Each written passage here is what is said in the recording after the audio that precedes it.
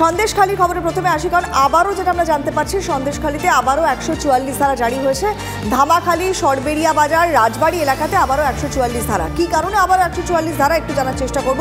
সৌরভ দত্ত সরাসরি আমাদের সঙ্গে রয়েছেন।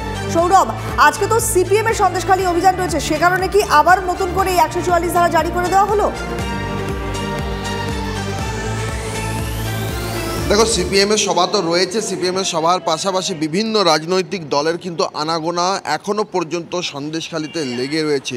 সেই কারণেই প্রশাসনের তরফে কিন্তু কোনোভাবেই 144 যে ধারা, সেই 144 ধারা যেগুলো এন্ট্রি পয়েন্ট মূলত সন্দেশখালী, সেই সন্দেশখালীর এন্ট্রি পয়েন্টগুলো থেকে তারা সেই 144 ধারা সেটা তুলতে চাইছেন না। কারণ প্রশাসনের কাছে একটা বার্তা রয়েছে যে কোনো মুহূর্তে 144 ধারা উঠলে নতুন করে বিক্ষোভ শুরু হতে পারে। আমরা দেখেছি যে প্রশাসনিক যে প্রক্রিয়া, জমি ফেরতের যে প্রক্রিয়া, সেই প্রক্রিয়া শুরু হলেও তার মধ্যেও কিন্তু বিভিন্ন জায়গায় জমায়েত হয়েছে, জটলা হয়েছে, জমি ফেরতের দাবি, যে জমি দখলের দাবি, সেই সমস্ত দাবিগুলো রয়েছে। যে জায়গায় ধামাখালী মূলত সন্দেশখালীর এন্ট্রি পয়েন্ট, আবার তোমার সরবেরিয়া, রাজবাড়ি, এই যে এলাকাগুলো বলছো তুমি, কয়েকদিন আগেই কিন্তু সেই রাজবাড়িতে যেখানে মুখ্যমন্ত্রীর সভায় গিয়েছিলেন নীলিমা জানা, সেই নীলিমা জানা কেন বলেছেন সন্দেশখালী শান্ত, তাই নিয়ে বিক্ষোভ হয়, পরে কেন্দ্রীয় বাহিনীর টহল দিতে হয়।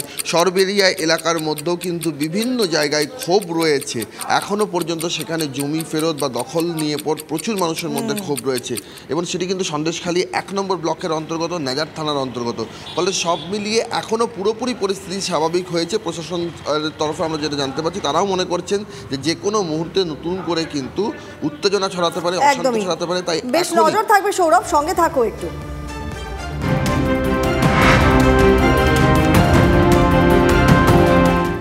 আরও একটা বড় খবর আপনাদের দিই, তৃণমূলের প্রার্থী তালিকা ঘোষণা হলেও জোটে আশাবাদী এখনও কংগ্রেস সভাপতি মাল্লিকার্জুন খাড়গে। তিনি জানিয়েছেন যে মনোনয়নপত্র প্রত্যাহারের আগে পর্যন্ত জোটের রাস্তা খোলা রয়েছে, তবে একই সঙ্গে এটাও বলেছেন যে আলোচনার মাধ্যমেই জোট সম্ভব।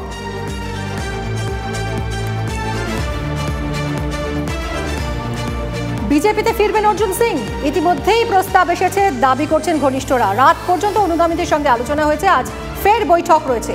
দুপুরে সিদ্ধান্ত ঘোষণার সম্ভাবনা। টিকিট না পেয়ে ক্ষুব্ধ ব্যারাকপুরের বাহুবলী। বিজেপি আমাকে নেবে না নেবে সেটা তো বিজেপির ব্যাপার আছে। আমি বিজেপিতে যাব না যাব সেটা তো এখনও আমি ঠিক করিনি। দেখুন, এখন আমি আমাদের কার্যকর্তাদের সঙ্গে কথা বলবো। হাজার হাজার লোক, মানে আমি যখন থেকে কলকাতা থেকে এখানে এসেছি, কন্টিনিউয়াস আমার সঙ্গে মিটিং চলছে, আপনার রিপোর্টাররাও বলতে পারবে। হাজার হাজার লোক আমার সঙ্গে এসে কথা বলছে। আমি সবার সঙ্গে কথা মতামত না নিয়ে আমি কেন কোনো ডিসিশন নেব? আমি তো একা ডিসিশন নিতে পারবো না।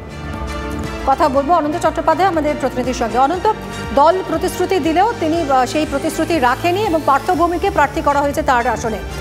যথেষ্ট ক্ষোভ, হতাশা ঝরে পড়ছে অর্জুন সিং এর গলায়। এরপর কি তিনি কি আবার বিজেপিতে ফিরে যাবেন? কিছু মনে করা, মানে কিছু কি আঁচ করা যাচ্ছে? দেখো, যেটুকু বোঝা যাচ্ছে দলীয় কর্মীদের সাথে যেভাবে কথা বলছেন এবং সবাইকে ডেকে ডেকে কথা বলে তাদের কাছ থেকে সিদ্ধান্ত নিচ্ছেন কি করবেন, তার পরবর্তী পদক্ষেপ কি হবে। তবে তিনি এখনও পর্যন্ত তিনি যা বোঝা যাচ্ছে তার যা শরীরী ল্যাঙ্গুয়েজ, যে দুপুরের মধ্যে বা বেলা 1টার মধ্যে হয়তো কিছু বোঝা যাবে তিনি কি করতে চলেছেন বা কি করবেন। তবে যেটা বোঝা যাচ্ছে তিনি হয়তো ছাড়বেন না। তিনি যে ধরনের রাজনীতিবিদ বা এই অঞ্চলে তার যে প্রভাব, সহজে তার ছাড়ারই কথা, এবং যে এই এতদিন ধরে তিনি যে রাজনীতি করছেন আমরা যা দেখেছি, তাতে তিনি একটা কিছু করবেন এটা তিনি সিদ্ধান্ত নিয়েছেন, তার শরীরী ভাষা সেটাই বলছে। আবার তিনি কালকে কথাও শুনিয়েছেন যে পার্থভৌমিক যদি তাকে ডাকেন, পার্থভৌমিক দল যদি মনে করেন তাহলে তার হয়ে খাটবেন, তার হয়ে লড়াই করবেন। বেলা 1টা হলেই বোঝা যাবে তিনি কোথায় থাকবেন বা কী করবেন বা তিনি কি করতে চলেছেন। তবে দলীয় অনুগামীরা এই নিয়ে কি বলছে বিজেপি, শুনুন। আমাদের দরজা ভিতর থেকে আটকানো নেই, ঠেলে বন্ধ করা রাখা আছে। আমরা প্রত্যেকের সঙ্গেই কথা বলি, কারণ রাজনীতিতে ডায়লগ বন্ধ করে দেওয়া, রাজনীতিতে মানে কি আলাপচারিতা বন্ধ করে দেওয়া তো সম্ভব নয়। প্রত্যেকের সঙ্গেই কথা হবে। অর্জুন সিং এর মতো এত পুরনো নেতা, এত অভিজ্ঞ রাজনীতিবিদ, এমএলএ এমপি থাকলেন, উনি টিএমসিকে চিনতে পারেননি এখনো? পরস্পরকে ভালোই চেনেন। এখন লুকোচুরি খেলা চলছে, আর শেষ গোলটা টিএমসি দিয়ে দিল। উনি ভাবুন, বিজেপির লোককেও উনি অখুশি করেছেন। আমাদের কর্মীরা হাতে প্রাণ নিয়ে লড়াই করে ওনাকে জিতিয়েছিল। ওনার ব্যক্তিগত সমস্যা থাকতে পারে, উনি চলে গেছেন, তো সাধারণ মানুষ ভালোভাবে নেয়নি। এখন যেখানে গেছিলেন সেই পার্টির উপরে ভরসা করেছেন, সেই পার্টির যেমন ক্যারেক্টার সেরকমই করেছে।